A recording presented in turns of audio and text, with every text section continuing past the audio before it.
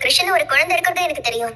இவ ஊர்ல இருந்து சென்னைக்கு வந்ததுக்கு அப்புறம் நானும் அவளும் தான் ரொம்ப வருஷம் ரூம்மேட்ஸா இருந்தோம். ரோகிணி மனோஜை லவ் பண்ணும்போது ரோகிணிக்கு ஆல்ரெடி மேரேஜ் ஆனதையும் அவங்களுக்கு ஒரு பையன் இருக்குன்றதையும் மனோஜ் கிட்ட சொன்னதா சொல்றாங்களே, அது உண்மையா?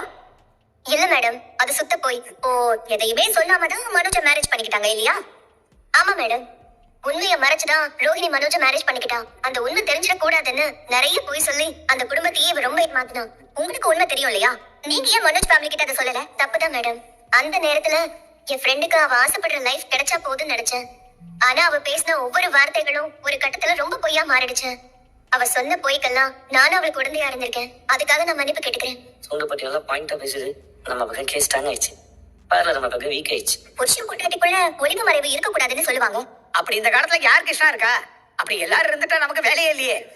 ரோகிணி கல்யாணம் ஆகிறதுக்கு முன்னாடியே பல பொய்கள் சொல்லி மனோஜ கல்யாணம் பண்றதுக்கு அவங்க ஏமாத்திருக்காங்க. அதுக்கு அவங்க தோழியே சாட்சி. கல்யாணி உன் ஃப்ரெண்டே உனக்கு எதிராக சொல்றாங்களே, அப்படி போய் தான் சொல்லியிருக்கியா? ஐயா, துரோகங்கிறது நம்ம எதிரிய விட நமக்கு நல்லா தெரிஞ்ச ஃப்ரெண்டு கிட்ட இருந்தா வரும்னு சொல்லுவாங்க ஐயா.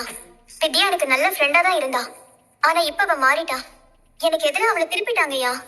உங்களுக்கு எதிரான உண்மையை சொன்னு உங்களுக்கு எதிராக மாறிட்டாங்கன்னு அர்த்தமா? அவ பொய் சொல்றா மேடம். அப்போ நீங்க மட்டும் தான் உலகத்திலேயே உண்மை பேசுறவங்களாமா? வித்யா பொய் சொல்றான்னு என்னால நிரூபிக்க முடியும். எப்படி? ஐயா, வித்யாவோட ஹஸ்பண்ட் முருகன் கிட்ட நான் சில கேள்விகள் கேட்கணும். அதுக்கு நீங்க பெர்மிஷன் கொடுக்கணும். என்னன்னு என் பேரை சொல்றாங்க? கேட்கணும். கோர்ட்ல இப்படிலாம் கத்தக்கூடாதுமா. ஐயா, என் ஹஸ்பண்டுக்கும் இதுக்கும் ஒரு சம்மந்தமும் இல்லைங்க ஐயா.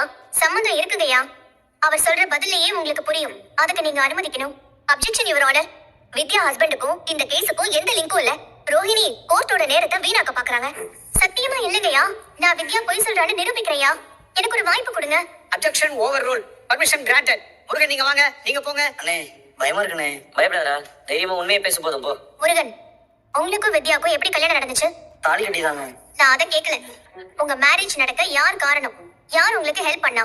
லவ் பண்ணோம், அதுக்கு எங்களுக்கு சப்போர்ட் பண்ணது, எங்க கல்யாணத்தை நடத்தி வச்சது முத்து அண்ணனும் மீனா சிஸ்டர்.